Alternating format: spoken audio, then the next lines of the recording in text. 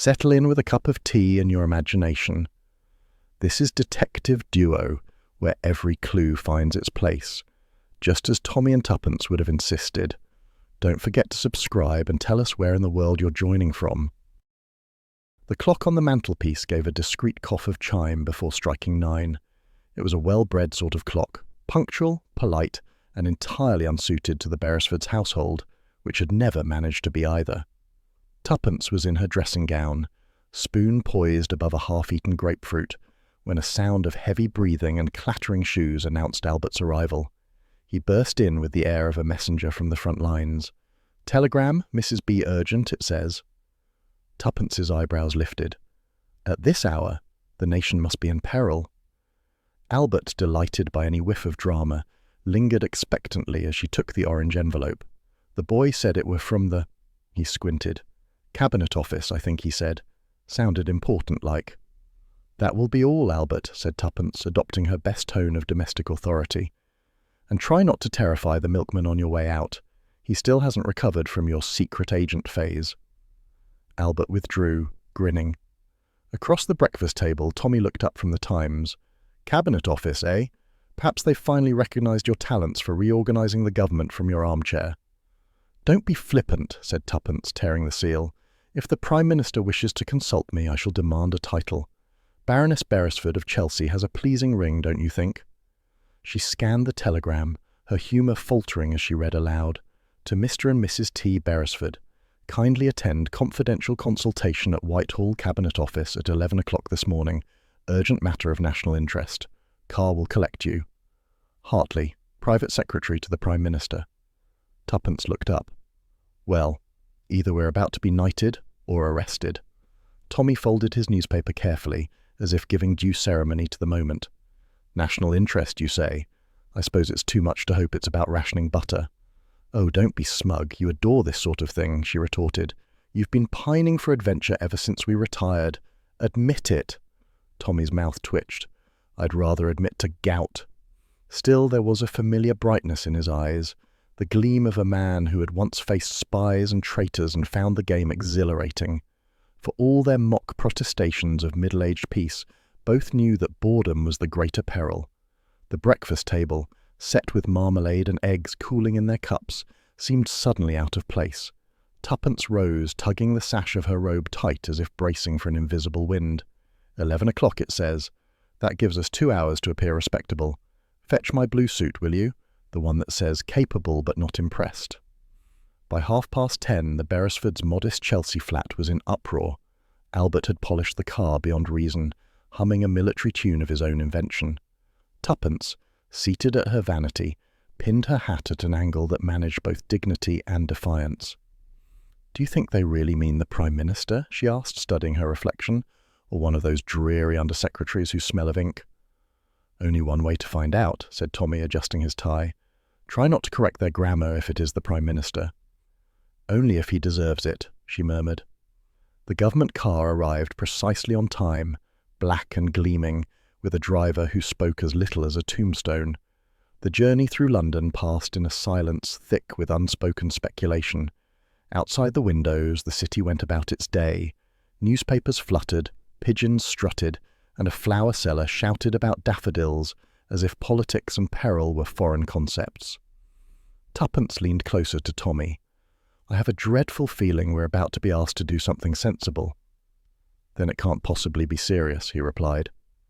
They were ushered through the discreet side entrance of the Cabinet Office, their names evidently known. The corridors smelt faintly of tobacco and red tape. At the end of one, a door marked "Private." No entry opened before they could knock.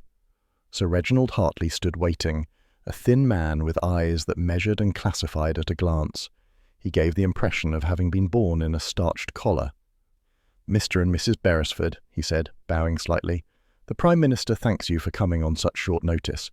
I apologise for the, unconventional invitation." "We're quite used to unconventionality," said Tuppence pleasantly. "It's the conventional sort that alarms us." A flicker of amusement softened the man's features before he motioned them inside.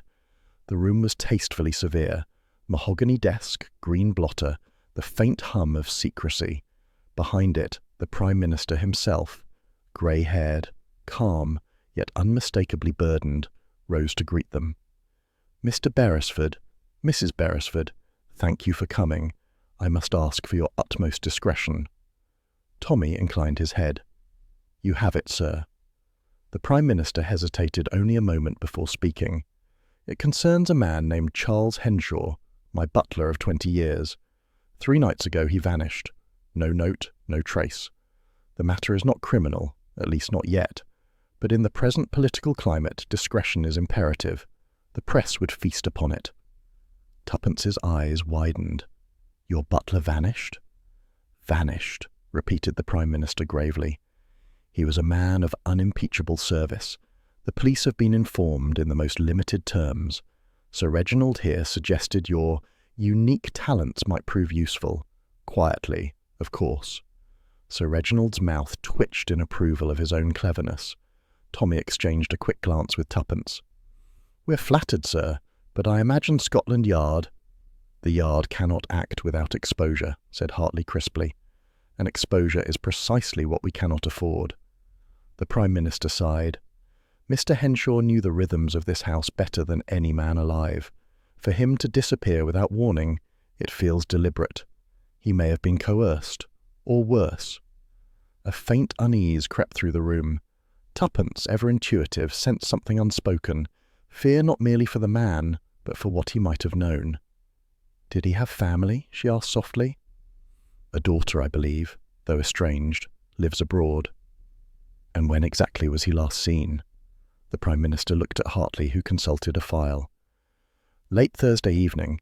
He had just served brandy after a private discussion with a visiting diplomat from Czechoslovakia. The back door was found ajar an hour later." "Ah," murmured Tuppence. "Diplomats and unlocked doors seldom coexist innocently." Tommy's tone was mild but probing. "Was anything missing?" "Nothing of significance," said Hartley. "A tray, a decanter of brandy, and one of the household telephones. Portable, issued for emergencies." "That rather suggests he intended to leave, doesn't it?" said Tuppence. "Unless someone persuaded him to carry the decanter as camouflage." Hartley frowned. "You imply foul play?" "I imply butlers rarely elope with crystal," she replied dryly. The Prime Minister managed a weary smile. "You understand, then, why we need subtlety. If this matter touches on foreign affairs, or even personal indiscretion, we must know quietly before Parliament does." Tommy nodded. "We'll handle it quietly, sir."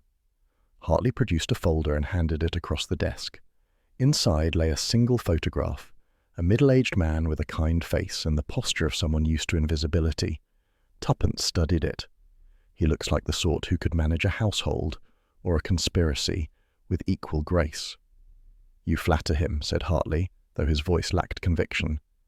The meeting concluded with formalities, yet as they stepped back into the corridor, Tuppence's usual chatter was subdued. Only when the car door closed behind them did she speak. "A missing butler at number 10, Tommy. That's not an ordinary disappearance. It's practically constitutional." Tommy stared out at the passing streets. "We'll start where he stopped. His room, his habits, his last steps. If there's one thing I've learned, it's that no one vanishes cleanly. They always leave a fingerprint on time." Tuppence smiled faintly. "And I do so love dusting for prints." The car turned toward Chelsea, sunlight flashing off the windows of Parliament. Somewhere behind those walls, secrets were stirring, and for the Beresfords, breakfast tranquility had once again given way to adventure. Back in the study later that morning, Hartley reluctantly added 2 new details: pipe smoke someone left behind, and a maid who'd heard the back door close near 11. Then he granted them access to Henshaw's quarters. They returned to the main corridor, where Hartley awaited them like a shadow. "Well?" he asked, his tone clipped. Tommy met his gaze evenly. "We'll need a list of staff on duty that night and access to the back garden. Also, I'd like to speak to the maid who heard the door close." Hartley stiffened slightly. "I'll see what can be arranged." As they walked away, Tuppence murmured under her breath, "He's hiding something. That pause when you mentioned the diplomat. Did you see it?" "Clear as day," said Tommy. "There's more to this butler than meets the eye, and more to that secretary too." Tuppence slipped her arm through his. "Well, darling, it appears we've traded our quiet retirement for espionage. Again." He smiled wryly. "You sound almost pleased." "Pleased, I'm exhilarated," she replied. "But let's not forget, the last time we tangled with government secrets, I ended up nearly drowned in a laundry basket." "Then this time," said Tommy, "we'll stick to dry land." They stepped out into the hall, their reflections glinting faintly in the polished floor tiles. Two amateurs in a house of professionals, following the ghost of a butler who might have known too much. And somewhere behind them, beyond the closed door of the study, the faint clink of glass suggested that someone, perhaps the Prime Minister himself, was pouring another brandy, not for refreshment, but for courage.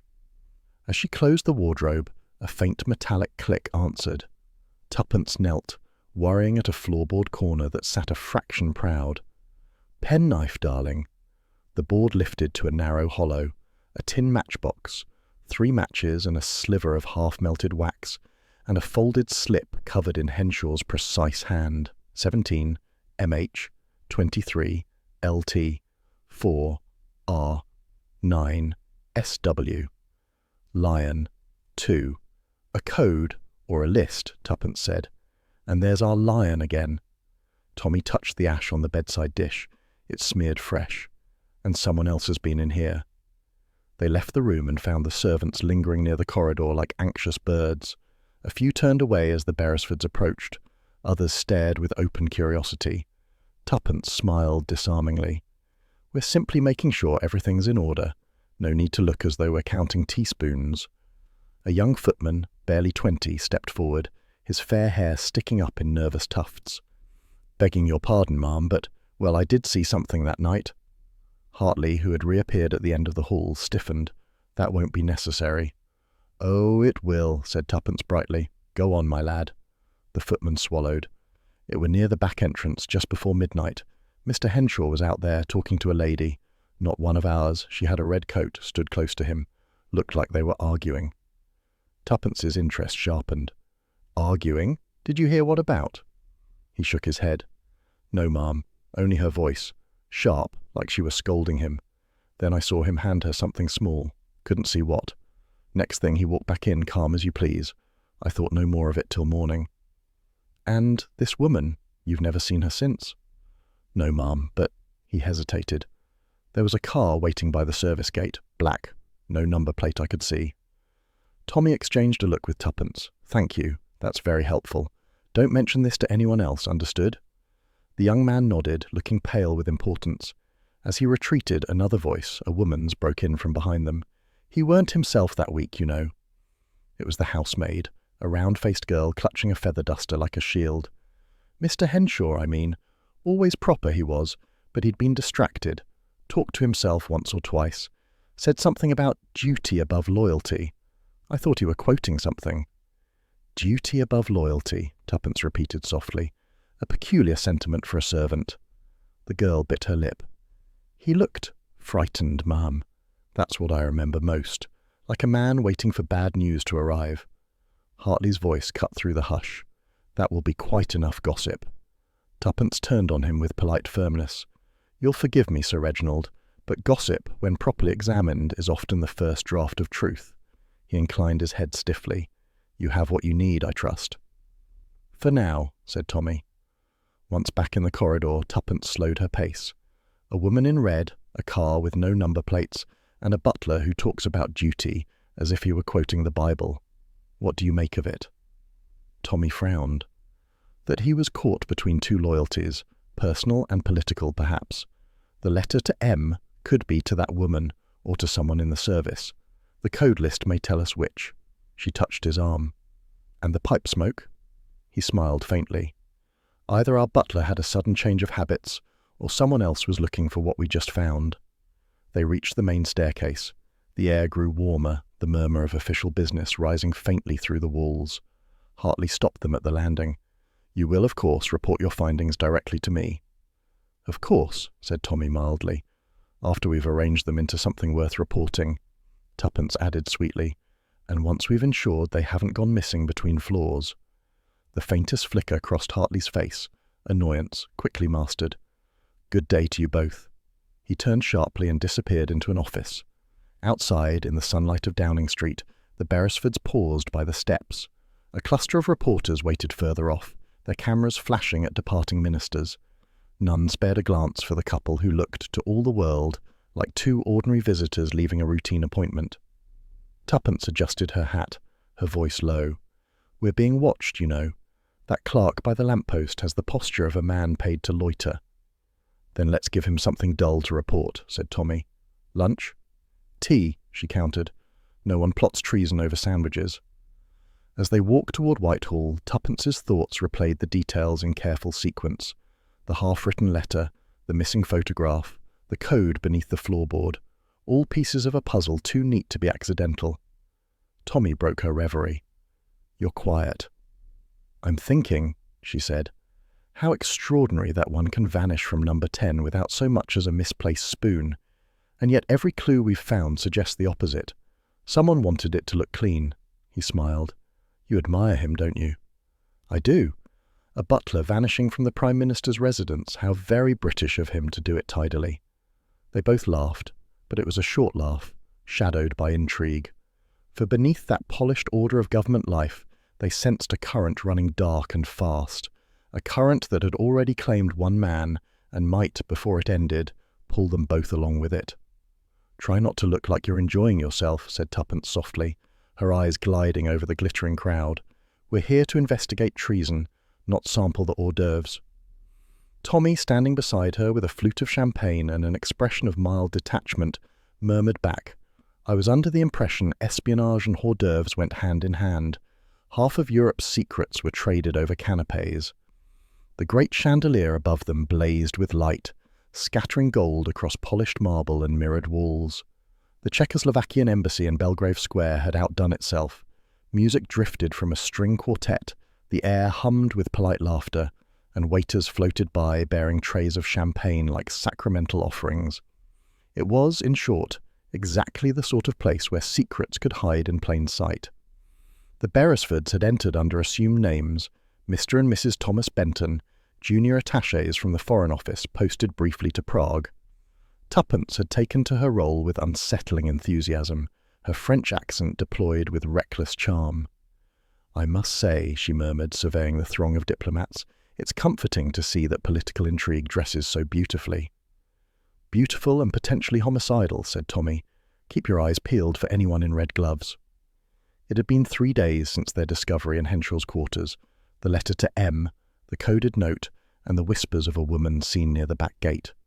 Hartley, pressed by their persistence, had reluctantly admitted that the visiting diplomat, the Czechoslovakian Colonel Vorech, was attending tonight's reception. And so, here they were, uninvited but perfectly at home, moving through the glittering masquerade of international civility. Tuppence drifted toward the refreshment table where a balding attaché was extolling the virtues of Czech glassware to anyone within earshot. She gave him one of her most radiant smiles. "Such exquisite crystal, isn't it? They say one can see straight through the truth in it." The man blinked, delighted by attention. "Ah, yes. Truth, and perhaps one or two little lies. But that is diplomacy, eh?" "Indeed," she said. "Speaking of little lies, I heard the most peculiar thing. A rumour that one of the embassy's servants saw someone lurking near the gate on Thursday night. A woman, perhaps?" The attaché's eyes darted, betraying a flicker of recognition. "Ah, you have good ears, madame. Yes, there was such a story. One of the cleaning staff mentioned a meeting between a man, an English servant perhaps, and a lady with red gloves, the night before your, how do you say, Downing Street gentleman disappeared." Tuppence's tone was feather-light. "How fascinating! And did the staff recall anything more?" He hesitated, lowering his voice. "Only that the woman spoke with passion, too much for discretion, and that afterward the man looked, how do you English put it, as if he had seen his ghost." Tuppence inclined her head.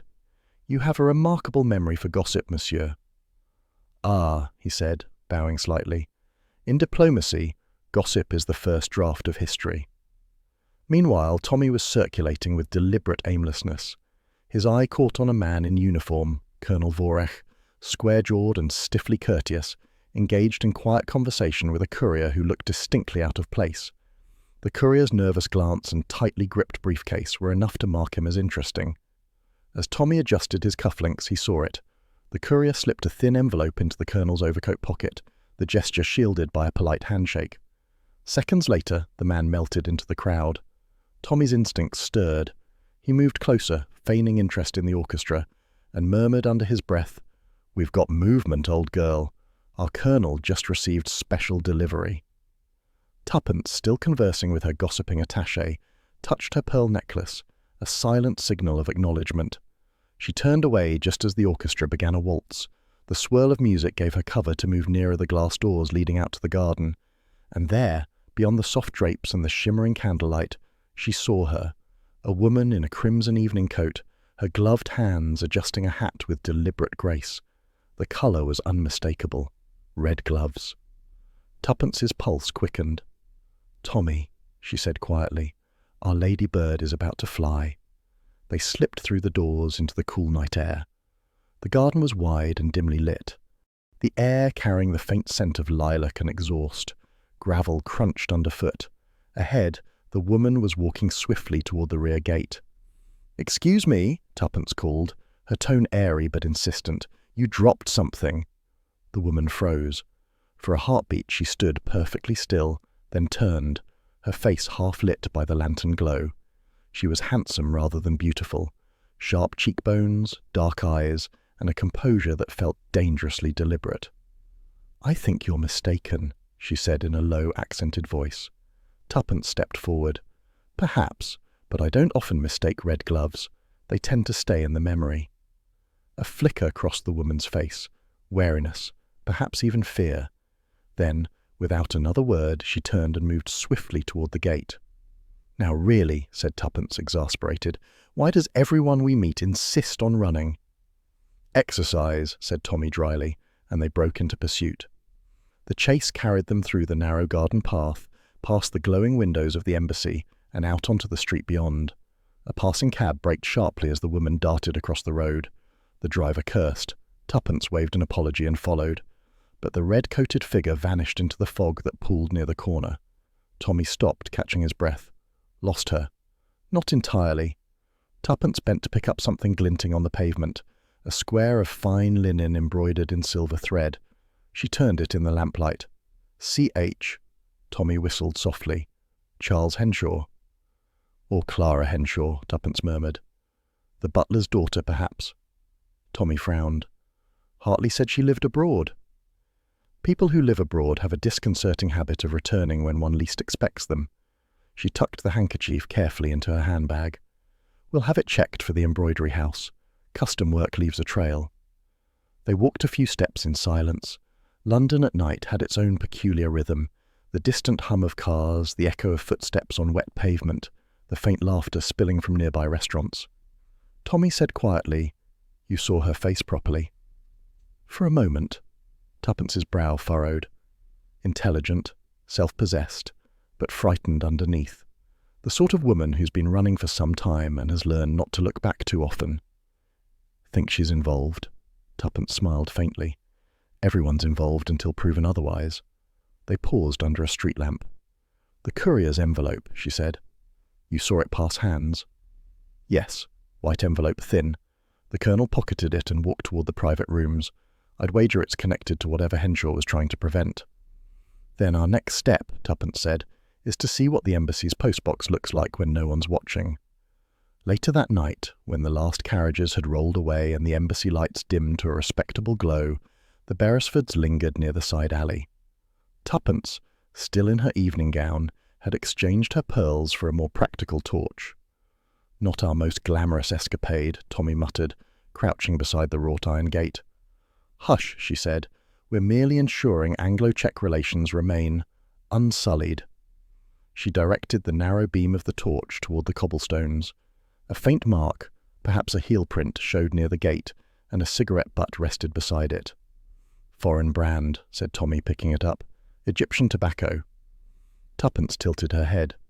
"Which would explain the pipe smell in Henshaw's room, wouldn't it? Imported tobacco, strong, unfamiliar. Meaning the same person might have been there." She smiled grimly. "Our red-gloved friend again." A quiet sound interrupted them. A latch, perhaps, or a door creaking open. They froze. A shadow moved across the upper window of the embassy. Then, after a moment, the light went out. Tommy exhaled slowly. We've outstayed our welcome. Possibly, said Tuppence, but we've also outsmarted it. They hailed a taxi on the main road, the city sliding by in blurred lines of light. Tuppence leaned back, thoughtful. We've confirmed she exists, that she met Henshaw, and that she's connected to the embassy in some fashion. What we don't know, she said, is which side she's on. Tommy gave a wry smile. I'm beginning to suspect there are no sides, only circles. Circles within circles, she mused, and somewhere in the middle, a frightened butler who may have sacrificed himself for the truth. The taxi turned onto the embankment, and the moon broke free from the clouds, gleaming on the river below. Tuppence looked out, her expression reflective. Funny thing about secrets, she said softly. Everyone treats them like valuables, but they always end up in the gutter. Tommy glanced at her. And we, my dear, seem determined to fish them out. She smiled faintly. Someone must, otherwise the liars win by default. The cab carried them into the distance, the monogrammed handkerchief resting between them like a promise and a warning. The morning sunlight was filtering through the lace curtains of the Beresfords' Chelsea flat, making the breakfast table gleam like something out of a particularly well-managed advertisement. The kettle was whistling, the clock ticked with self-importance, and Tuppence, her hair pinned up in a state of cheerful disorder, was poring over a sheet of notepaper as though it contained the secret of immortality. Tommy, dressed with the kind of casual neatness that suggested effort without enthusiasm, was watching her from behind his newspaper. You'll wear that paper thin if you keep staring at it like that. Don't interrupt genius, Tuppence replied. I'm deciphering. You've been deciphering for the last hour. All you've discovered so far is that our missing butler had excellent handwriting. She gave him a look. Mock if you like, but one of these numbers must mean something. 17, 23, 4, 9, and then lion 2. It's not random. Before Tommy could reply, the bell rang. Albert shuffled in, announcing with theatrical gravity, Major Haydock, sir, said you was expecting him. Excellent, said Tommy. Send him in, and put the kettle on again, there's a good chap. Albert departed, muttering something about government business, and moments later Major Haydock appeared, as solid and comfortable as an old leather chair. His grey moustache twitched with amusement at the sight of the coded sheet. Still up to your neck in mischief, Beresford, he said. And you, Mrs. B, as sharp as ever. Sharper, I hope, said Tuppence. We're in the middle of what may be treason, or a very tidy domestic scandal. Possibly both. Haydock settled into a chair, spectacles in hand. Let's have a look, then.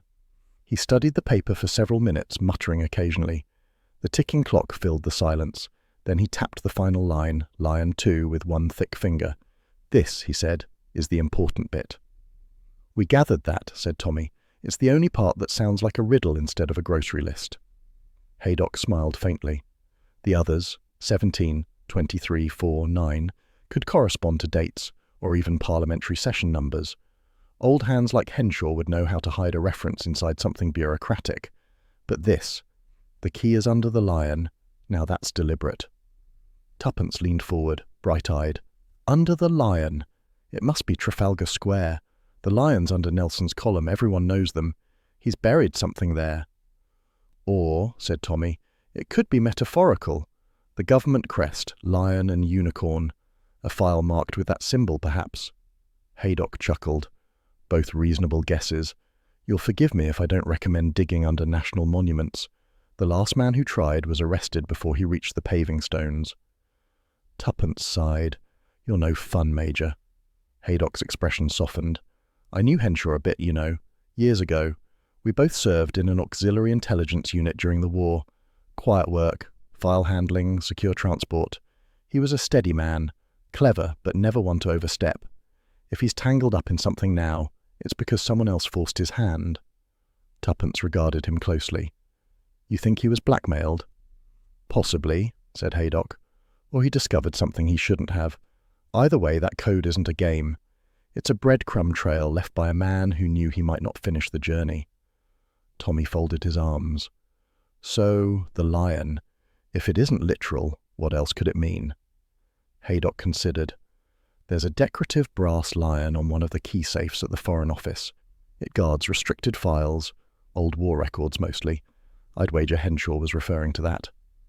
Tuppence exchanged a glance with Tommy, which means we're chasing something bigger than a butler's disappearance. Haydock nodded gravely. Quite possibly. And if you're right, tread carefully. Those files bite. The conversation might have ended there if not for the small bell of the shop door downstairs ringing faintly through the floorboards. Albert's voice carried up a moment later. "Mrs. B, there's a man down here with a parcel. Says it's from Maddox and Co. second-hand dealers, King's Road." Tuppence frowned. "We haven't ordered anything." "Perhaps," said Tommy, rising. "Something's ordered us." Downstairs, the little parcel sat neatly on the counter. It was wrapped in brown paper and string, addressed to Mrs. Beresford, the Residency, Chelsea. There was no return name. Tuppence undid the string carefully. Inside lay a simple wooden picture frame. Empty. "Now isn't that a coincidence?" she murmured. "We were wondering what had happened to Henshaw's missing photograph." Tommy examined the label on the back. "Maddox and Co. They deal in estate clearances. If this came from them, they must have had it in stock. But why send it to us?" Albert, who was craning over the counter, offered helpfully. "Maybe the sender didn't like it hanging around." Tuppence turned the frame over, brushing a thumb across its surface. Something caught her eye, a thin fold of paper wedged beneath the backing. She eased it free. Inside was an old black-and-white photograph. A young man in military uniform stood beside another officer of roughly the same age. Both were smiling, arms loosely around each other's shoulders. She turned it toward Tommy. "That's him. Henshaw, barely out of his 20s. The second man, though, was unfamiliar. Clean-cut, intense eyes, wearing a medal ribbon. There was a faint crease across the lower corner where someone, recently, had folded and refolded the image. Tommy studied it. The other man could be Hartley. Tuppence blinked. Hartley? The Prime Minister's Chief of Staff? He'd be the right age, and the resemblance fits. Jawline, eyes. Though that uniform's no clerk's attire. Intelligence Corps by the insignia. They exchanged a long look. "So," said Tuppence, "our missing butler once served beside the Prime Minister's right-hand man." "Which makes his disappearance a matter of more than domestic concern," Tommy said quietly. "And Hartley's interest in keeping it quiet begins to look very self-serving." Later that afternoon, Tuppence paid a personal visit to Maddox and Company, a narrow shop that smelled faintly of beeswax, tobacco, and forgotten lives. The proprietor, a genial man with pince-nez spectacles, remembered the frame immediately. "Oh, yes, madam. Came in with a box of assorted curiosities from a gentleman who cleared an address in Pimlico. Said it belonged to an old servant who'd recently gone missing. Quite the talk among the staff, apparently. We were about to put it in the window when a young woman came by and bought the picture itself. Just the photograph, mind you. Paid in cash. Said she didn't need the frame." "A young woman," said Tuppence evenly. "Would she by any chance have worn red gloves?" The man blinked. "Why, yes, how did you know?" When she returned to the flat, Tommy was pacing. "I've been thinking about the cipher," he said before she could speak. 17, 23, 4, 9. They're not random. They match parliamentary session numbers, bills debated in those years. "Which bills?" "Classified defence appropriations. Wartime intelligence funding." Tuppence sat down, the implications spreading through her mind like ink on paper. Then Henshaw wasn't just any butler. He was a man who once carried secrets for the government, perhaps even for Hartley. And that photograph proves a link. Tommy nodded grimly. If he found evidence of misconduct or betrayal, he'd be a liability. Tuppence's voice softened. A butler who once served his country, trapped again between loyalty and truth. Poor man. Tommy smiled faintly. "You're romanticizing him." "I'm empathizing," she corrected. "You think too much in straight lines, Tommy. People are rarely so tidy." He grinned. "I'll defer to your crooked wisdom." As evening fell, they spread their discoveries across the dining table. The coded note, the photograph, the empty frame, and the handkerchief embroidered CH. Each seemed to hum with possibility. "The key is under the lion," Tuppence murmured again. "Maybe it's not about a place at all, but a principle." "Meaning?" "Lion, as in courage. The key under courage. The truth beneath what people dare to do. Perhaps Henshaw's message wasn't entirely literal." Tommy regarded her with fond exasperation. You do have a talent for philosophy when I'd rather have geography. And yet, she said, my philosophies usually end up being clues. He conceded the point with a laugh. At that moment, the clock chimed 7. Albert appeared in the doorway. "Telephone for you, sir. Man wouldn't give his name." Tommy lifted the receiver. The line hissed faintly before a voice spoke, low and urgent. "Tell your wife to stop visiting shops she shouldn't, and stop asking about lions. You're not the only ones who can read a cipher." Then the line went dead. Tuppence's smile faded. "Well," she said softly, "that answers one question." "Which one?" "Whether we're getting close." They stood in silence for a moment, the weight of the revelation hanging between them.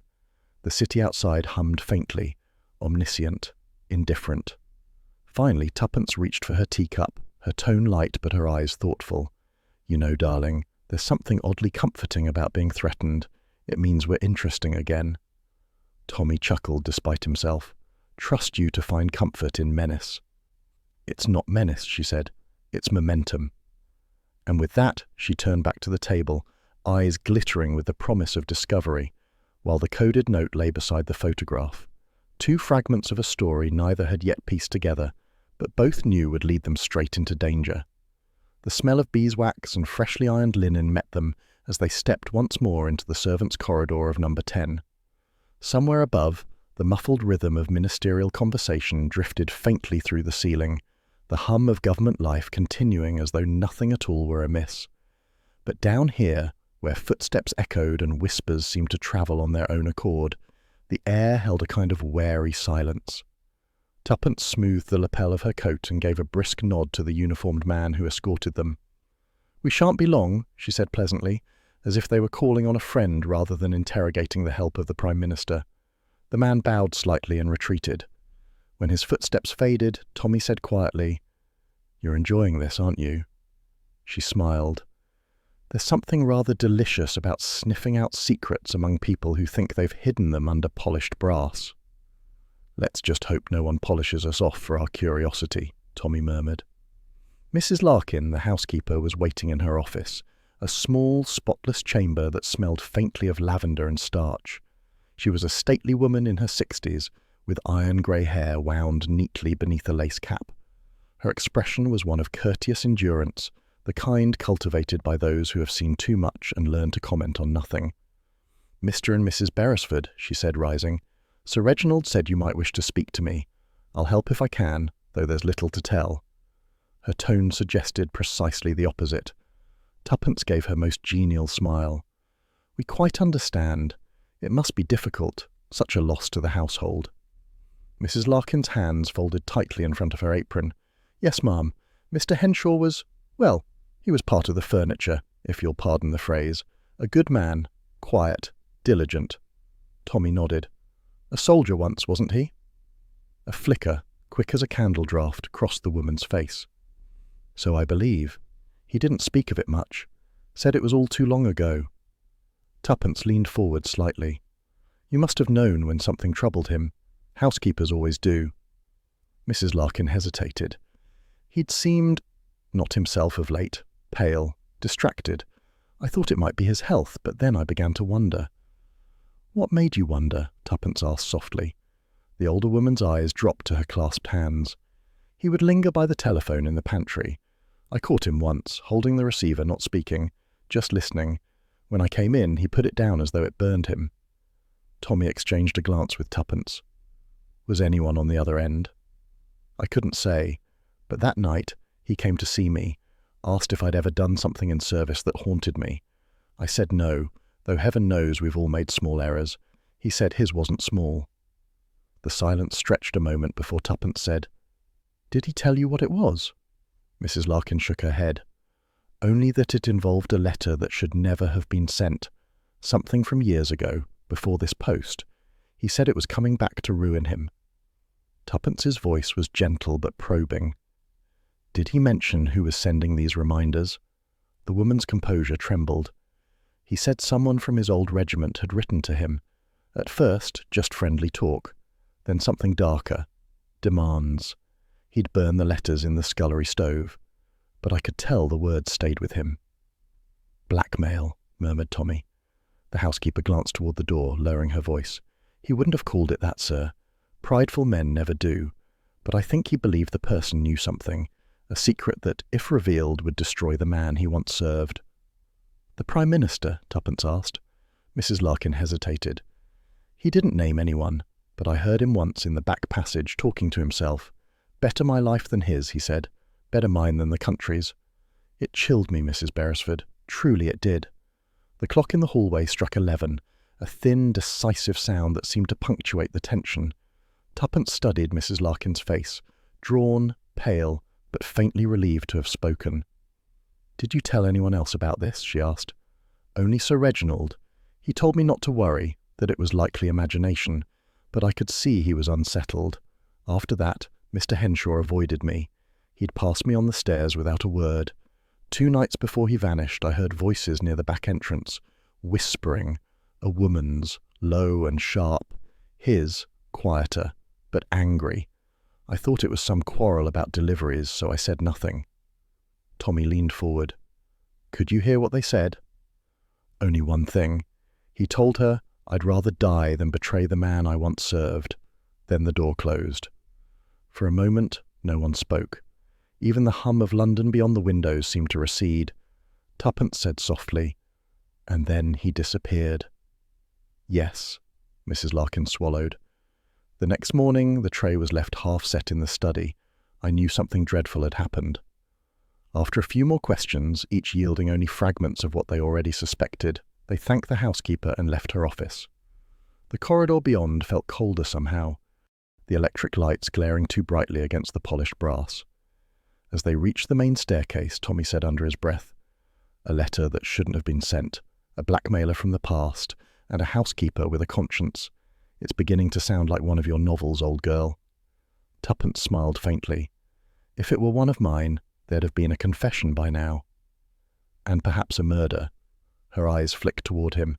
"Let's hope we're not writing that chapter yet." By late afternoon, they were back in their Chelsea flat.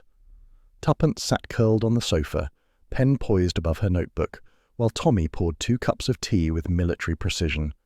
The fire crackled softly, and for a brief moment the world seemed ordinary again. "Well," she said, "our butler wasn't merely keeping household accounts. He was haunted by something he'd done, or failed to do long ago. A letter, a regiment, a man he refused to betray. Add a blackmailer and we've a full house." Tommy handed her a cup. "The question is, who benefits? Hartley's fingerprints are all over the matter, but I can't yet tell if he's guilty or merely pompous." Tuppence looked up sharply. "Do you remember what Haydock said about Henshaw being in intelligence work during the war? What if the letter involved classified material, something Hartley handled as well?" Tommy frowned. "Meaning Hartley could be the one who sent it, or the one who fears exposure?" She nodded. "And now Henshaw's silence makes him dangerous." Tommy stirred his tea absently. "The trouble with intelligence work is that half the country's ghosts live in its filing cabinets." "I prefer mine in books," said Tuppence dryly. The quiet of evening had begun to settle when Albert entered, carrying a sealed envelope on a tray. "This just come, ma'am. No stamp. Someone slipped it under the door not 5 minutes ago." Tuppence's brow furrowed. "Slipped under the door? Did you see who?" "No, ma'am, but whoever it was, they moved quick. I was just coming up from the basement when I heard the flap." Tommy took the envelope. It was plain, unmarked except for a single typewritten line. "Stop digging, or others will vanish." The words seemed to hum faintly in the silence that followed. Tuppence reached for it, her face unreadable. "No signature." Tommy turned it over. "Cheap paper. Office stationery, maybe. But the phrasing, 'others will vanish,' that's no bluff." Tuppence sat back slowly. "So now it's official. We've annoyed someone important enough to threaten us." He gave her a wry look. "You sound almost flattered." "I am, a little. It means we're right." Later that night, sleep refused to come. Tuppence stood at the window, looking out at the quiet street below.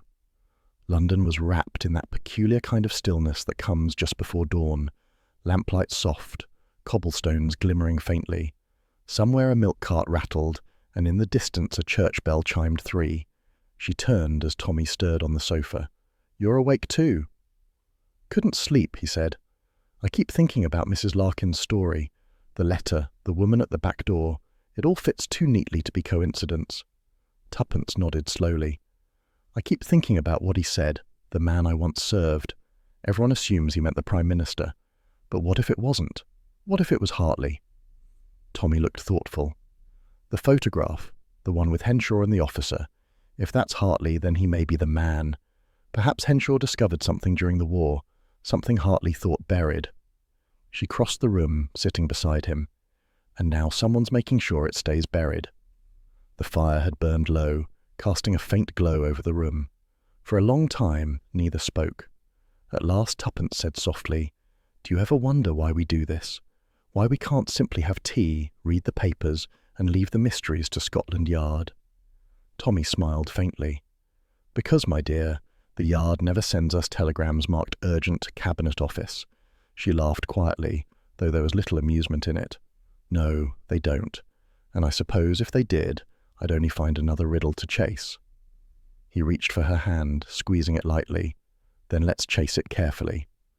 Outside, the first light of morning began to seep through the curtains, a pale wash of grey that promised neither comfort nor clarity. On the table, the envelope still lay where they had left it, the stark black letters catching the faintest glint of dawn. Tuppence looked at it once more before turning away. "You know," she said softly, "I think the butler wasn't the only one haunted by what he'd done. Some ghosts have uniforms, others wear dinner jackets. And somewhere in the heart of London, as the government stirred to life once more, another watcher, unknown and unseen, was already deciding how to make good on their warning." "Remind me again," said Tuppence, her breath puffing in the chill of early morning, "why we're loitering in Trafalgar Square at an hour when even pigeons are questioning the meaning of life." "Because," said Tommy, peering up at the vast stone lion before them, "our late Mr. Henshaw seemed to think the key to all this was under one of these chaps. And unlike you, the lions don't mind an early start." "Speak for yourself," she murmured. "If I'd known espionage involved this much waiting about in the cold, I'd have stuck to solving murders in warm sitting rooms." London at dawn was a study in restraint. The sky was a pale wash of grey, the city still rubbing the sleep from its eyes. Delivery vans clattered distantly, and the echo of footsteps on the wet paving stones rang clear. The four lions of Trafalgar Square, majestic, motionless, and slightly disdainful, guarded the base of Nelson's column like patient sentinels. The Beresford stood by the northern lion, its mane slick with dew, the bronze cold beneath their gloved hands. Tommy crouched, inspecting the base. "If I were a man hiding something in the most obvious public place in Britain," he said, "I'd choose the bit no one looks at." "That would be the part you're currently sitting on," said Tuppence dryly. He ignored her. "There's a hollow here. Feel that? The panel's not quite flush with the plinth." Tuppence knelt beside him, her hat slipping rakishly forward. A loose panel on a Victorian monument. How very obliging of the Empire. She tapped it lightly. A faint echo answered. Tommy reached into his coat for his penknife and prized at the edge. With a reluctant scrape, the panel shifted. Inside was a narrow cavity, dark and dry. Something metallic glinted faintly within. Tommy reached in and drew out a small, capped cylinder, a metal tube no longer than his hand. "Well," he said softly, "either this is our key or Henshaw had an eccentric hobby in message delivery." Tuppence's eyes gleamed. "Open it." He twisted the cap carefully. Inside, wrapped in waxed paper, was a roll of film. "Microfilm," he said grimly. "Not photographs for the family album, I'll wager." "Cabinet documents," she guessed. "The kind of thing worth blackmailing a man over, or killing him for." Tommy replaced the film in its tube, resealed it, and pocketed it carefully. Whatever Henshaw was protecting, he wasn't just running from scandal. This is state material. Tuppence stood, dusting her gloves. "Then we'd better be quick about it, before some overzealous constable decides we're part of a radical art installation." They walked briskly down Whitehall, blending into the early flow of clerks and messengers. The morning light brightened reluctantly, touching the wet cobblestones with silver. Tuppence was silent for several minutes, her brows drawn. "It's tragic, really. The poor man must have known what he was doing would destroy him, yet he did it anyway." Tommy nodded. Duty above loyalty. Mrs. Larkin said it, didn't she? I think we're beginning to see what he meant. They turned into Parliament Street, hailed a cab, and were soon rattling toward Chelsea. The city around them stirred to life. Newspapers unfurled, breakfast carts steamed, and the smell of fresh bread drifted faintly through the half-open window. I'll have the film developed through Haydock's man, said Tommy, quietly. We can't risk official channels yet. Quite, said Tuppence. I don't trust half the government not to sell us for postage. When they reached their building, the first thing Tuppence noticed was the silence. Albert usually greeted them with the cheerful clatter of breakfast or the wireless muttering some scandal from the home service. Today, the flat was unnaturally still. Tommy pushed the door open. The sight that met them was both infuriating and faintly absurd. Drawers hung open, papers littered the carpet like fallen leaves, and one of the dining chairs lay on its side, as if having fainted from shock. Well, said Tuppence evenly, either we've been burgled or Albert's learned to express himself through interpretive housekeeping. Albert, Tommy called sharply. The young man's voice echoed from the kitchen, sounding both indignant and relieved. I'm here, sir. Was just cleaning up a bit. Came back from the grocer's and found the place like this. He appeared in the doorway, sleeves rolled up, holding a broom like a weapon. Didn't see who'd done it, but they was in a hurry. Front door was still locked, mind. Must have had a pick. Tuppence scanned the mess, her eyes narrowing. They weren't after money. Look, the silver's untouched, but our files are everywhere. Tommy crossed to the writing desk. The drawers had been forced, the papers scattered. Even the ashtray had been overturned, its contents ground into the rug. And then Tuppence gave a small, sharp gasp. Fritz! Tommy turned. What? Fritz is gone. She gestured to the empty spot on the windowsill where their rotund and disapproving tabby usually surveyed the world. He always sits there. He never leaves without a bribe. Albert frowned. Could he have run off when they came in, ma'am? Impossible, said Tuppence. Fritz doesn't run. He's philosophically opposed to the concept. Tommy smiled despite himself. We'll find him, probably sulking in the boiler room. But the humour couldn't quite disguise the unease that had settled over the room. Whoever had searched their flat had known exactly where to look. They were after the film, said Tommy quietly. They must have followed us from the square. Then they'll be disappointed, said Tuppence, because it's currently hiding in your sock drawer. He blinked. My sock drawer? Least likely place, she said smugly. Even you never look there. By late afternoon, they had restored some order to the chaos. The microfilm was safely hidden. Haydock's contact had been discreetly summoned. But the sense of intrusion lingered, clinging like dust that refused to be swept away. Tuppence stood by the window, looking out at the street below. The air was turning soft with evening, a faint haze rising from the pavement. You know, she said quietly, it's one thing to chase secrets. It's another to have them chase you back. Tommy came up behind her. We've been here before, old girl. We can handle it. She nodded, but her fingers still rested against the window frame, tense. Do you ever wonder why we keep doing it? We could have had a peaceful life. Cotswolds, roses, no conspiracies. He smiled. And be bored to death by tea parties? Not likely. She gave a small laugh, but her eyes remained on the street. Still, I don't like the feeling that someone's watching us. That night, the Beresfords tried for normalcy. Dinner, a bottle of claret, the wireless murmuring dance music. But even laughter felt a little strained.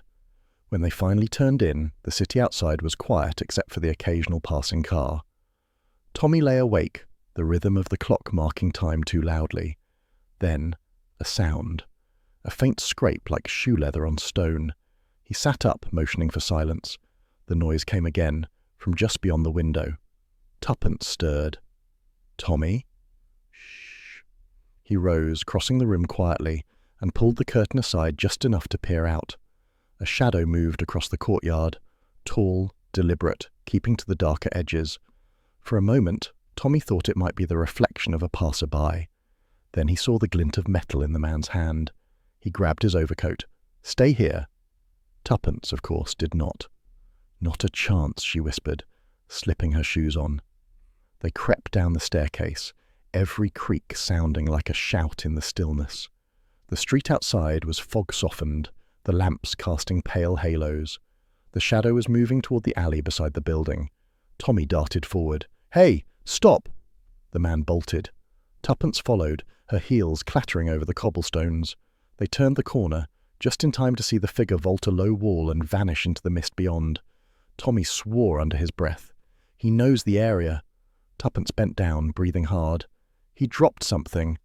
A small black matchbook lay near the curb. She picked it up, turning it over. On the cover, in gold lettering, were the words, "The Cumberland Hotel, Marble Arch." She looked at Tommy. "Our next destination, I suppose." He nodded grimly.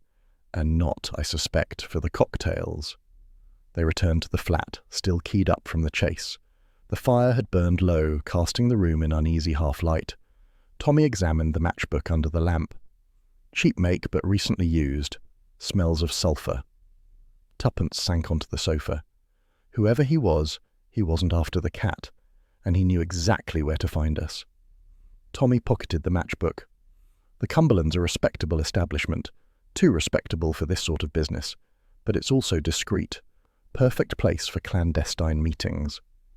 She tilted her head thoughtfully.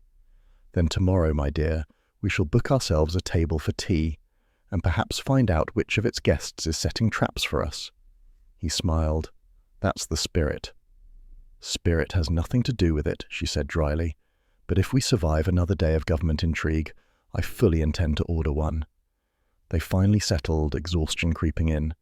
The window remained slightly open, the air carrying the faintest trace of London's restless night.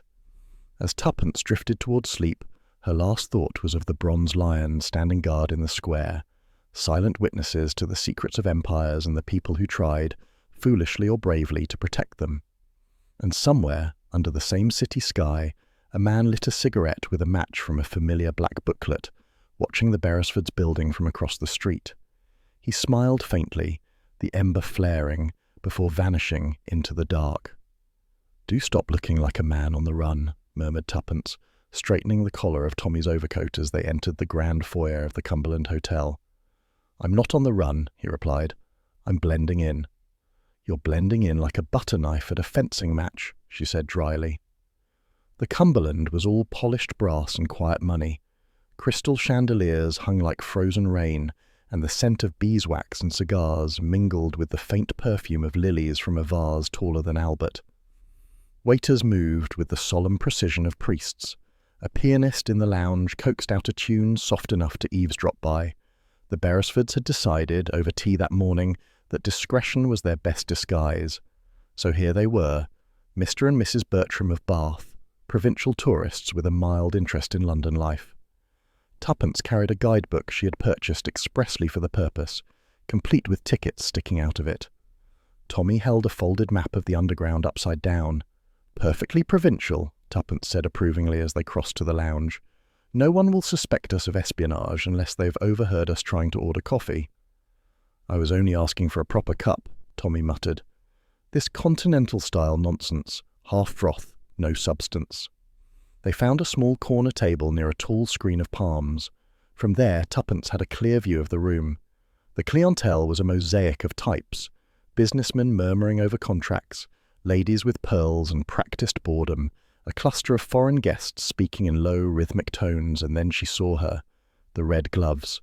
They rested lightly on the arm of a chair beside a woman whose elegance was precise rather than showy, dark hair swept up neatly, tailored grey coat, and eyes that darted like sparrows, restless and watchful. Across from her sat a man in civilian clothes, impeccably pressed, yet unmistakably military. He had the posture of command and the jawline of secrecy. "That's her," whispered Tuppence, "the woman from the embassy garden." Tommy followed her gaze, his expression sharpening. "And the man looks like he's ready to declare war on decency." Tuppence reached for a newspaper from the nearby stand and opened it with an exaggerated rustle. "I'll be the curious wife reading about sales at Harrods. You, dear, be the sort of husband who talks too loudly about the weather." Tommy smiled faintly. "You've always wanted me to talk less, and now you're instructing me to shout." "It's called espionage," she said sweetly. "Adapt." From behind her newspaper shield, Tuppence watched the pair through a gap in the pages. The officer leaned forward, his tone curt. "You shouldn't have come here," he said. The woman's voice, when she replied, was low but firm. I had to. You know what my father found. Your father was a fool, the man said coldly. He should have left the past where it belongs. Tuppence's pulse quickened. She shifted slightly, careful not to draw attention. Tommy, she whispered behind the newspaper. They're talking about Henshaw. Tommy, pretending to inspect the dessert trolley, murmured back, Keep listening. I'll distract the waiter. He's beginning to wonder why we're not ordering. He waved for service, summoning a uniformed waiter who glided over like a chess piece. Tea for two, please, said Tommy cheerfully, and perhaps something solid. I find conversation improves with carbohydrates. Meanwhile, Tuppence strained to hear. The officer's voice had dropped to a near hiss. Your father stumbled onto something that should never have resurfaced. You've already said too much. He wanted to stop you, Clara replied. He told me there was a traitor, a man in government selling documents to the highest bidder. The officer's smile was thin and unpleasant. Patriotism is a dangerous hobby, Miss Henshaw, especially for those untrained in its consequences. So, the suspicion is confirmed. Clara Henshaw, the red-gloved daughter, meeting a defence man. So the red-gloved woman had a name, and a motive that fit neatly into their puzzle. The waiter arrived with the tea just as the conversation at the other table rose a notch. Tommy seized the moment. Do you think it'll rain tomorrow? He said in a voice designed to carry. They say it's the fog causing all these colds. I always said London air was a conspiracy. The waiter blinked, uncertain whether this was an inquiry or philosophy, and retreated politely. Tuppence took advantage of the brief noise to lean further behind her paper. Clara's voice trembled, though her composure held. You used my father's trust, she said. You made him believe he was protecting the Prime Minister, but you were only protecting yourself. The man's hand tightened on his glass. Careful, my dear. I'd hate for your father's unfortunate accident to extend to his daughter. It was threat, pure and simple. Tuppence's fingers clenched the paper so tightly it crackled. The officer glanced sharply toward the sound. His eyes met hers through the narrow gap. For one frozen instant their gazes locked, hers wide with surprise, his narrowing with recognition. Tommy, she whispered, we've been made. The officer rose swiftly. Clara followed. Startled, Tommy was already on his feet. Time to go, he said under his breath. They moved through the tables with deceptive calm until the officer's voice cut across the lounge. Stop them! A waiter hesitated, confused. Tuppence darted for the side door, Tommy close behind. They burst into a corridor lined with gilt mirrors and raced toward the kitchens. The sound of pursuit echoed behind them. Footsteps, a shout, the crash of an upended tray. The kitchen doors swung open, releasing a wave of heat and noise. Cooks shouted indignantly as the pair wove between stoves and startled porters. A roast nearly met disaster, and a soup ladle was narrowly avoided. This way! Tommy pointed toward the service exit. They pushed through and stumbled into the alley behind the hotel. The chill air hit them like a slap. For a moment they leaned against the wall, catching their breath. Well, Tuppence said, so much for tea. Tommy grinned even as he scanned the street. I don't suppose you happened to snatch the bill on your way out. I prefer to leave my mark in other ways, she said, holding up a small leather handbag. Where did you? She dropped it, Tuppence said briskly. In the confusion, Clara Henshaw's handbag. They made their way to a small cafe on a side street, ordered strong coffee and examined their prize. The bag was elegant but modest, brown leather, worn at the corners. Inside were the expected items, a compact, a small purse with a few pounds, a pair of gloves, red naturally, and a pocket diary bound in black. Tuppence opened the diary, her finger tracing the neat handwriting. She's careful, notes, dates, nothing incriminating, except here. The final entry, written in a hurried scrawl, meeting father tomorrow at the Lion. Tuppence looked up. The Lion, the cipher, Trafalgar Square. She was meant to meet him there the morning he disappeared. Tommy frowned. But she never did, which means either she was stopped or he never arrived. Tuppence's voice was thoughtful, perhaps both. She closed the diary, tucking it carefully into her bag. We'll keep this safe. It's evidence, and possibly bait. By the time they returned to the street, the hotel behind them seemed to loom with new menace. Somewhere inside, the officer would be realizing what he'd lost. Tuppence took Tommy's arm. We've stirred the nest now. I can almost hear the buzzing. Then we'd better not swat until we know which wasp's in charge, he said, grimly.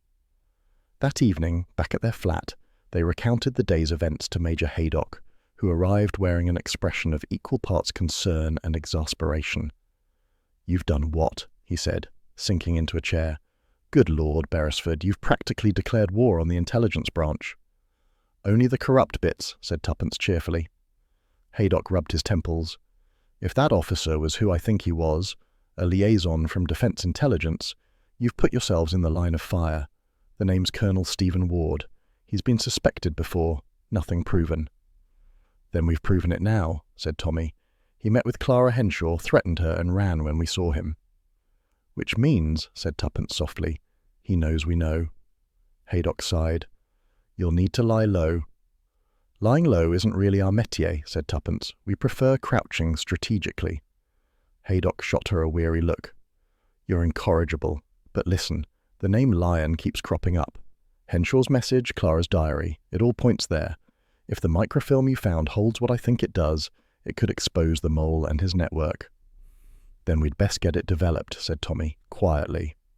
Haydock nodded. "I'll have my contact handle it. And Beresford, lock your doors tonight."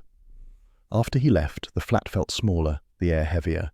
Tuppence sat at the dressing table, brushing her hair with methodical strokes. "Clara Henshaw," she murmured, trying to clear her father's name and walking straight into a trap. "Poor girl." Tommy was at the window again, habitually scanning the street. "If she's alive, we have to find her before Ward does." "And if she's not?" He turned, meeting her gaze. "Then we find out why, and make sure the right man pays for it." Tuppence set down her brush. "You know, darling, I've always admired your sense of justice. It's very gallant." He smiled faintly. "Gallantry's only useful if one survives it." The clock struck midnight. The city was hushed save for the distant hum of a taxi and the faint clink of glass from a pub closing up. Tommy extinguished the light. "Get some rest, Tuppence. Tomorrow we start early." She nodded, though she knew sleep would be impossible. Her mind replayed the afternoon, the glint in the Colonel's eyes, Clara's trembling voice, the flash of those red gloves disappearing into the crowd. Somewhere, in the tangled web of loyalty and lies, a frightened woman was running out of time. And outside, on the pavement below, a solitary figure paused beneath the street lamp, looking up at the Beresfords' window before melting once more into the London dark. The cab left them on a quiet lane on the outskirts of Hampstead, a lane that seemed to lead nowhere in particular. The air smelled of wet earth and chimney smoke. Modest villas crouched behind high hedges, their curtains drawn tight as if guarding secrets of their own. Tuppence looked at the scrap of paper in her gloved hand. 19 Elm Tree Close. "It's almost disappointingly ordinary," she murmured. "I always imagined safe houses would have ivy, guards, and a suspicious number of cats." "Perhaps the cats are inside," said Tommy, pushing open the gate. "Let's just hope the butler is." They climbed the short path. The house was small, neat, and unlit. Tommy knocked once, twice, then a third time, in the rhythm Major Haydock had given them. 2 short, 1 long. A pause. Then, faintly, the sound of bolts sliding. The door opened a fraction. A cautious eye regarded them through the gap. "Who's there?" "Friends of Charles Henshaw," said Tommy quietly. The door opened wider, revealing a wiry man in a cardigan that had seen better decades. His face was lined, his gaze sharp. "You'd better come in before you're seen." The interior was dim and smelled faintly of antiseptic and tea. The sitting-room curtains were drawn, the hearth barely glowing. On the sofa, beneath a worn blanket, lay a man who once might have cut a formidable figure. Charles Henshaw. He looked up as they entered, his face pale, his hands trembling slightly. But his eyes, clear, intelligent, watchful, still held a soldier's discipline. "You found me," he said softly, his voice a rasp. "I was beginning to think I'd been forgotten." Tuppence came forward first, her manner gentle but direct. "We've been looking for you for days. You're quite the topic in Whitehall, Mr. Henshaw." A ghost of amusement flickered across his lips. "I can imagine. I've caused trouble enough in my time." Tommy gestured to the man by the door. "Your friend?" "Arthur Briggs," said Henshaw. "Old regiment. He pulled me out when things got dangerous." Briggs grunted. "He's safe here. For now. But I told him, the longer he hides, the worse it'll get. Henshaw's fingers worried the edge of the blanket. You're right. It's time the truth came out. They sat around the small hearth. Briggs poured weak tea while Tuppence adjusted a lamp to throw light across Henshaw's face. He seemed older by the minute, the effort of speaking draining what strength remained. I was a courier, he began, during the war, carried sealed files from one intelligence office to another. Orders came down, no questions asked. That was the rule. One night I was told to deliver a classified packet to a superior officer stationed at Dover. Codename Lion. I was told it contained information crucial to national security. He paused to catch his breath. When I arrived, he continued, I realized something was wrong. The man I was meant to deliver it to wasn't the Lion at all. He was a double, a traitor. He'd intercepted the orders, had me bring him the very file he intended to sell. Tuppence leaned forward, eyes wide. You discovered it? I suspected, said Henshaw. I delivered the case but swapped out the file, carried the real one back to London and locked it away. I thought I'd done my duty. He gave a bitter laugh. Turns out I'd only set a longer fuse. Tommy frowned. You were blamed? Yes. The officer I'd refused, the real Lion, disappeared soon after. My own commanding officer called me unreliable, said I'd mishandled a mission. I couldn't defend myself without exposing what I knew. So I resigned quietly. Took up service. It seemed simpler. Until now, said Tuppence softly. Henshaw nodded. Now the man I refused, he's risen high. Too high. He's in government, close to the Prime Minister. He knows that file still exists, and he's been trying to find it ever since. When they made me butler to number 10, I thought fate was playing some cruel trick. But it was no accident. He placed me there to watch me, or to make sure I never spoke. Tommy's mind raced. The man, your superior back then, was Colonel Stephen Ward. Henshaw's silence was answer enough. He drew a shallow breath. When I saw him again, years later, all I could think of was the war. The men who died because of what he'd done. I found the old packet hidden away, what was left of it, and had it transferred to microfilm. Insurance, you see. But once he suspected, I was finished. They came for me 3 nights ago. Clara, said Tuppence quietly, your daughter. She said you'd planned to meet her. Emotion flickered across his tired face. She's safe. She was, said Tommy. But she's missing now, after a meeting with Ward. Pain shadowed his expression. He'll use her to silence me. That's his way. Tuppence reached out, resting a hand over his. We won't let that happen. We've got the film. You can tell your story. He smiled faintly. Brave words, Mrs. Beresford. But I fear I've lived too long with cowardice to share your optimism. Briggs moved restlessly near the door. We can move him somewhere safer. I know a man in Finchley. No, said Henshaw quietly. It's too late to run. What matters now is that someone takes the evidence to the Prime Minister himself. No intermediaries. Ward controls too many channels. Tommy nodded. We'll see it done. Henshaw gripped his wrist with surprising strength. Promise me, Beresford. The truth must reach the Lion, but not the man beside him. Tommy frowned. What do you mean?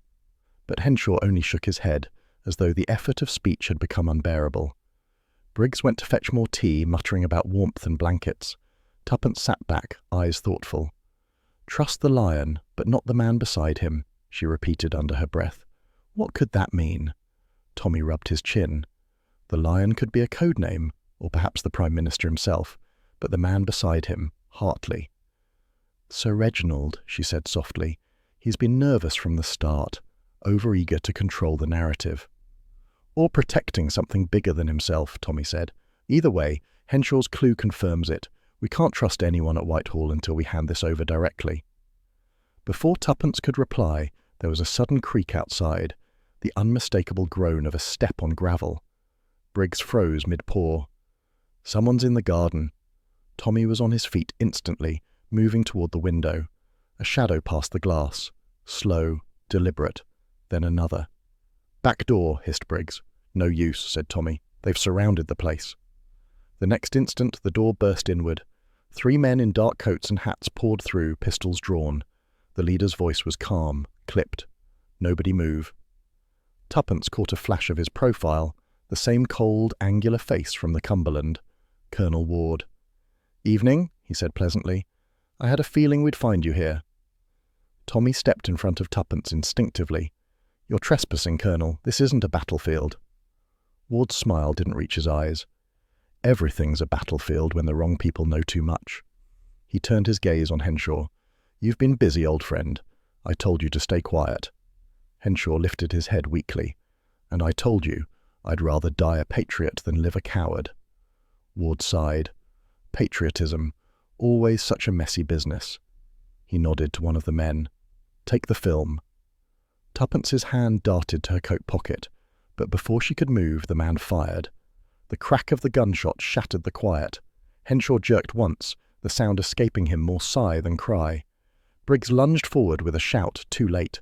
Ward was already retreating, his men covering the exit. "You should have left the past buried," he said coolly, and was gone. The silence afterward was terrible. Tommy knelt beside Henshaw. The old man's blood had spread in a small dark pool across the threadbare rug.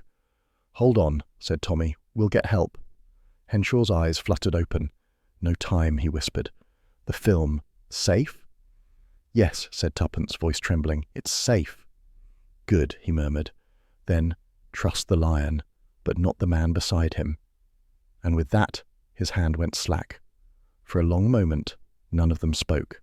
The only sound was the faint ticking of the mantel clock. Briggs rose slowly, eyes glistening.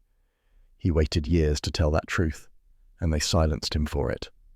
Tommy stood, grim-faced. Not silenced, not yet. Tuppence bent to close Henshaw's eyes. "He died trying to make it right. The least we can do is finish what he started." Briggs nodded heavily. "Then you'd best go. I'll deal with this." Tommy hesitated. "You'll be all right?" The man gave a short, mirthless laugh. "I've buried worse in my time."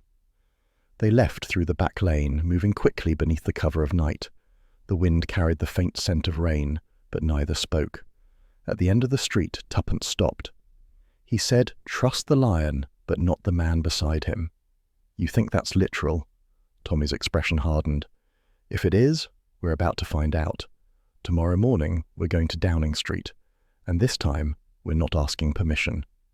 She looked at him, her face pale but determined. "Then it's a race, us against Ward." Tommy nodded grimly. "And against anyone standing beside the lion." At that moment, far across London, Colonel Ward poured himself a brandy in his study. The firelight gleamed on his medals as he unfolded a telegram. Operation Lion compromised. Beresford's possess film. He smiled thinly, raised the glass in a mock toast and whispered to the empty room, "Then it's time to clip the lion's wings." The polished corridors of Downing Street had never looked so forbidding. The ticking of the hall clock seemed too loud, the gleam of brass too bright. It was as if the building itself knew that truth was about to stride through its dignified doors, unwelcome but unstoppable. Tuppence adjusted her hat in the reflection of a cabinet glass. "You know," she said lightly, "I always hoped that when we were summoned to Downing Street again, it would be for cocktails." Tommy's mouth tightened in a thin smile. "You'll have to settle for confrontation instead." Albert, who had driven them in borrowed livery from Haydock's office, cleared his throat awkwardly. "You're sure you don't want me to wait outside with the engine running, just in case it goes sideways?" Tuppence gave him a fond glance. "If it goes sideways, Albert dear, there won't be a road left to drive on." Sir Reginald Hartley's secretary ushered them into his office precisely at 11. The room was all polished wood and political calm, sunlight spilling through the blinds, maps on the walls, the faint scent of cigars. Behind a massive mahogany desk sat the Chief of Staff himself, the model of government efficiency. His silver hair was perfectly combed, his tie symmetrical, his expression one of faint irritation, as if interruptions to his day required national justification. "Mr. and Mrs. Beresford," he said crisply, "you wish to speak to me on a matter of urgency?" Tommy nodded. "We did. It concerns the late Charles Henshaw." The slightest flicker crossed Hartley's face, so brief it might have been imagined. "Ah, yes, a most regrettable business. Loyal servant, unstable, I'm afraid. Tragic." "Tragic indeed," said Tuppence, particularly when one considers the circumstances of his death. He looked up sharply. "I beg your pardon?" Tommy stepped closer to the desk. "We found him, you know, in Hampstead. He had rather a lot to say before he died." There was a pause, barely perceptible, but to Tommy it was thunderous. Then Hartley leaned back in his chair, cool and composed. "Really? And what, pray, does this have to do with me?" Tuppence's eyes drifted deliberately toward the silver lion paperweight glinting on his desk. "He mentioned a man," she said softly. "A man beside the lion." Hartley's hand froze mid-gesture. The silence stretched until it became a third presence in the room. Then Hartley gave a short laugh. "Cryptic nonsense. The dying often indulge in melodrama. I suppose you imagine it refers to me." Tommy's tone was even. "We don't imagine anything, Sir Reginald. We know Henshaw carried evidence, microfilm, proof of wartime treachery, the very same file you ordered him to deliver 20 years ago." The man's expression didn't change, but the air in the room seemed to shift. "You're making dangerous accusations." "Only if they're true," said Tuppence. He rose, slow and deliberate, moving around the desk like a lawyer about to address a jury. "You're amateurs," he said softly. "Adventurers playing at espionage. Do you really believe the Prime Minister would entrust you with something of this magnitude?" Tommy allowed himself a small, knowing smile. "He didn't. We came on our own." "Then you've overstepped your bounds." "Perhaps," said Tommy, "but I rather think not. Because if I'm right, the man who has overstepped his is you." Hartley's eyes flicked to the desk drawer. Tuppence saw it and quietly shifted her handbag, resting it on the edge nearest him. Inside lay the decoy copy of the microfilm, developed, rolled and wrapped with convincing official markings. She smiled brightly. "You see, we've already sent the original to Scotland Yard. Belt and braces, as my husband likes to say." It was the smallest of gambles, but it landed like a thunderclap. Hartley's composure fractured, just slightly, like a crack in fine china. "You fools," he said softly. "You've no idea what you've meddled with." "Oh, we've an excellent idea," said Tuppence. "A loyal servant was murdered for it. A daughter vanished. And all because one man's ambition couldn't bear the shadow of his own betrayal." Hartley's jaw tightened. "Enough." But Tommy went on. "You betrayed your unit, Sir Reginald. You sold a list of double agents to the enemy in 44. When the deal collapsed, you buried it, and the man who caught you." The colour drained from Hartley's face. "Who told you that?" "Your butler," said Tuppence softly, with his last breath. For the first time, Hartley's veneer of civility cracked completely. He slammed a hand on the desk, sending papers flying. "You self-righteous meddlers! Do you think your moral theatrics change anything? I served this country longer than either of you have been alive." "Then it's a pity you didn't serve it better," said Tommy. Hartley's eyes blazed. "You don't understand. None of you do. The war was chaos. Orders came from faceless men. We all made choices." "Some of us," said Tuppence quietly, "chose honour." He stared at her, breathing hard. Then his tone dropped to a near whisper. "You're naive if you think honour keeps nations safe. It's lies and leverage that do that. The rest is sentiment." "You sound remarkably like the men you once pretended to fight," Tommy said. Hartley's lips curled. "Pretended? I saved this country from itself." "By selling it?" He laughed, a sharp, humourless sound. "By controlling the information before someone else did. I gave them what they already knew and kept what mattered for us. It was balance, not betrayal." "Tell that to Henshaw," Tuppence said coldly. Hartley's hand twitched again toward the drawer. At that precise moment, the adjoining door opened. The Prime Minister stepped quietly into the room. He was a tall man, weary but steady, his eyes grave. "Balance, Sir Reginald?" he said evenly. "That's a curious word for treason." Hartley spun around, colour draining from his face. "Prime Minister, This is absurd. They've twisted—" "I've heard enough," said the PM. "You forget, Sir Reginald, that I've known you since the war. I trusted you." "That trust kept this nation intact," Hartley snapped. "I made decisions you never could have. I did what was necessary." The Prime Minister's voice was quiet, almost sorrowful. Necessary evil, perhaps, but still evil. Hartley's breath came fast. "You don't understand.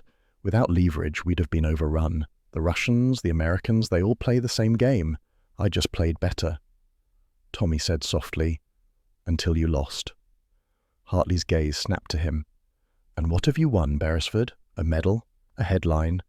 You think this revelation will make you heroes? It will only weaken the nation." "Truth doesn't weaken nations," said Tuppence. "It cleans them." For a heartbeat, no one moved. Then, like a man breaking a spell, Hartley lunged. He snatched at the handbag, his hand closing on the decoy film inside. "Stop!" shouted Tommy, but it was too late. Hartley had the film clutched in his fist, wild triumph in his eyes. "You'll never prove a thing," he shouted, backing toward the door. "This will disappear, and so will you." A voice spoke behind him, calm, cold, commanding. That would be unwise, Sir Reginald. Two plainclothes officers stepped from the doorway, revolvers steady. One reached for the film, the other for Hartley's arm. The struggle was brief. The paperweight, the silver lion, fell from the desk, clattering onto the floor between them. Hartley froze, staring down at it. Then his shoulders sagged, the fight draining away. He laughed once, a hollow, broken sound. "The lion," he whispered. "It always did stand too close to me." When the officers led him away, the room fell very still. The Prime Minister remained by the window, looking out toward Whitehall, his hands clasped behind his back. "It's a dreadful thing," he said quietly, "to discover rot where one planted trust." Tuppence's voice was soft. "He said he did it for balance, for control." The PM nodded faintly. Men always justify their sins with noble words. Tommy stepped forward, setting the silver lion back on the desk. "Henshaw died to stop him. I think that deserves a measure of remembrance." The PM regarded the paperweight for a long moment. "He'll have it, quietly, but properly." He turned to them. "And you two, what am I to do with you? You've disrupted half my cabinet's nerves." Tuppence smiled faintly. "We'd settle for tea, Prime Minister, and perhaps a promise that this time the truth will be allowed to breathe." The Prime Minister's lips curved into the ghost of a smile. "Tea, certainly. Promises, we'll see." An hour later, the Beresfords stepped out into the brisk noon air. The streets of Westminster hummed with ordinary life. Clerks hurrying with files, a vendor shouting about oranges, the distant chime of Big Ben. Tuppence drew a deep breath. "It's strange, isn't it? The world goes on, even after betrayal." Tommy slipped his arm through hers. "It always does. The trick is making sure it goes on rightly." She nodded, her expression softening. "I keep thinking of Henshaw. He spent years hiding, and all for one act of loyalty no one believed. Poor man." Tommy's gaze lifted toward the sky. He was the kind of man England used to make when duty still meant something. Tuppence smiled faintly. And yet, it took a butler to remind the mighty what honour looks like. They walked in silence for a while, their footsteps echoing on the pavement. Then she said, "Do you think it's over?" He considered. "For Hartley, yes. For us, I doubt it. We've a talent for stepping into trouble." "Speak for yourself," she said, though the twinkle in her eye betrayed her. "Next time I'm choosing a case that involves nothing more dangerous than a missing teapot." Tommy chuckled. "And if the teapot belongs to the Foreign Office?" "Then," she said firmly, "we're moving to the countryside." He laughed again, looping her arm in his. "Somehow, Tuppence, I don't think the countryside could hold you." As they turned the corner toward Whitehall Gardens, a gust of wind caught the newspaper stand nearby. The headline fluttered like a small flag, "Downing Street official resigns amid investigation." Tuppence paused, her eyes scanning the print. "They'll never print the truth." Tommy shrugged.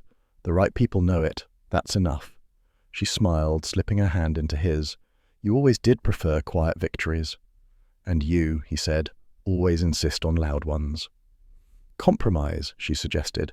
"A quiet victory and loud tea." He grinned. "Done." They walked on, sunlight glinting on the distant bronze lions of Trafalgar Square, watchful, steadfast, and silent witnesses to yet another chapter of loyalty, deception, and courage beneath the steady heart of London.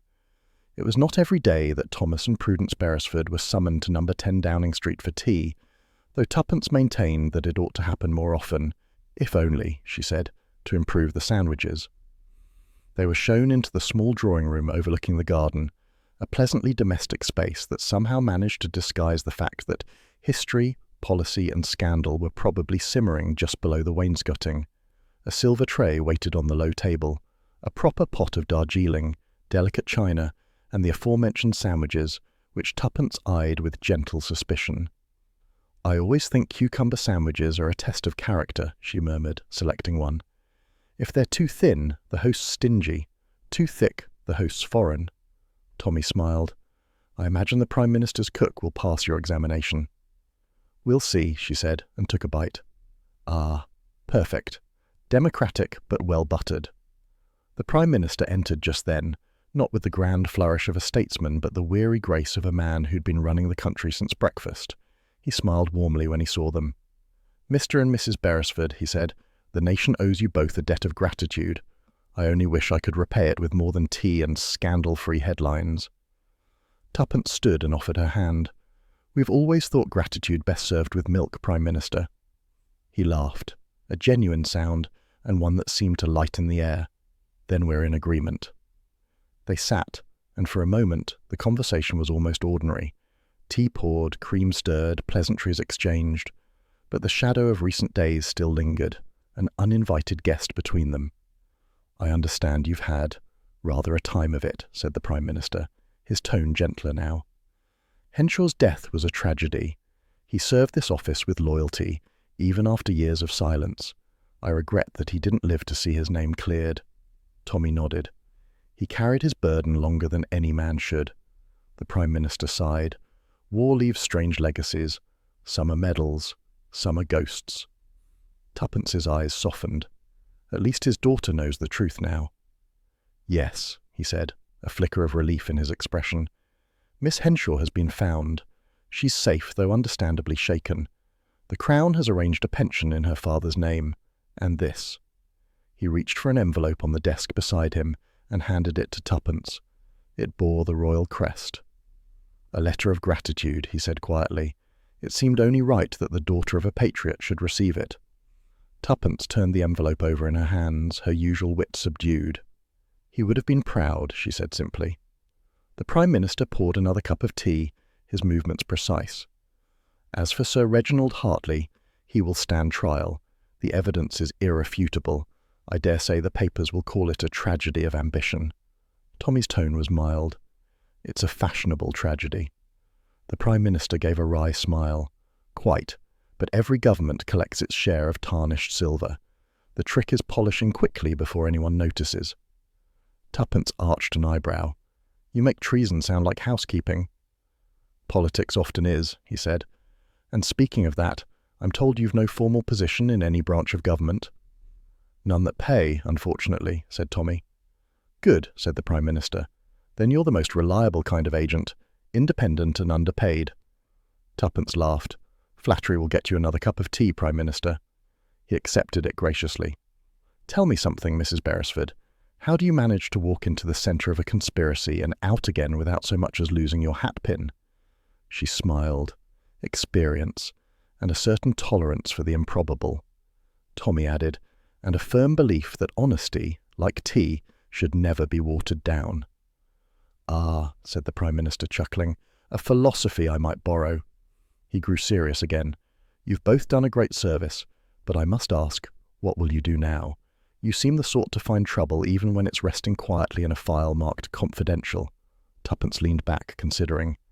"I think we'll go back to our ordinary life for a while, if we can remember what that looks like. Perhaps tend to our garden, polish the silver, and interrogate the milkman if he looks suspicious." Tommy smiled. "In other words, retire until retirement becomes dull." The Prime Minister lifted his cup in salute. "A sensible plan, though something tells me England hasn't quite finished with you yet." When the tea was done, he rose and shook their hands warmly. "On behalf of a grateful government, and an occasionally exasperated one, thank you." "Just doing our civic duty," said Tommy. "Indeed," said the Prime Minister. "But please, next time you uncover an international scandal, give us a bit of warning. My nerves aren't what they were in '45. Tuppence smiled. "We'll send a telegram first." As they turned to leave, he called after them, "Oh, Mr. Beresford?" "Yes, sir." The Prime Minister's eyes twinkled. Try to keep your adventures out of the newspapers this time. Tommy grinned. No promises. Outside, the afternoon sunlight had softened into the golden calm peculiar to London after rain, a light that made even the black railings and stone facades appear forgiving. The bustle of Whitehall hummed around them, bicycles, bootsteps, the faint rattle of a newsboy's cart. They walked in companionable silence through St. James's Park. Ducks drifted lazily on the lake, children fed crumbs to pigeons, and the city seemed, for once, content to be ordinary. Tuppence broke the quiet first. "Do you suppose domestic service is the most dangerous career in England?" Tommy laughed. "I'd say it runs neck and neck with amateur detection." She smiled. "Perhaps it's only dangerous when the masters misbehave." He looked at her fondly. "Then we'd better stay safely unemployed." "I wouldn't count on that," she said, glancing sidelong at him. "Something always turns up. It's practically our curse." "Or our profession." She gave his arm a squeeze. "A little of both, I should think." They paused at the bridge, watching the ripples catch the last of the light. The water shimmered gold and blue, reflecting a sky scrubbed clean by days of tension and revelation. Tommy said quietly, "Strange, isn't it? We spent weeks chasing shadows, and it ends with tea and sandwiches." Tuppence's eyes twinkled. "Everything worth surviving ends with tea and sandwiches," he chuckled. "And to think, when we started, I thought you were only after adventure." She turned to him, smiling softly. "My dear Tommy, adventure is only ever half the story. The rest is the company." He met her gaze, warmth spreading behind the laughter. "Then here's to our next case, Mrs. Beresford. May it be brief, harmless, and entirely imaginary."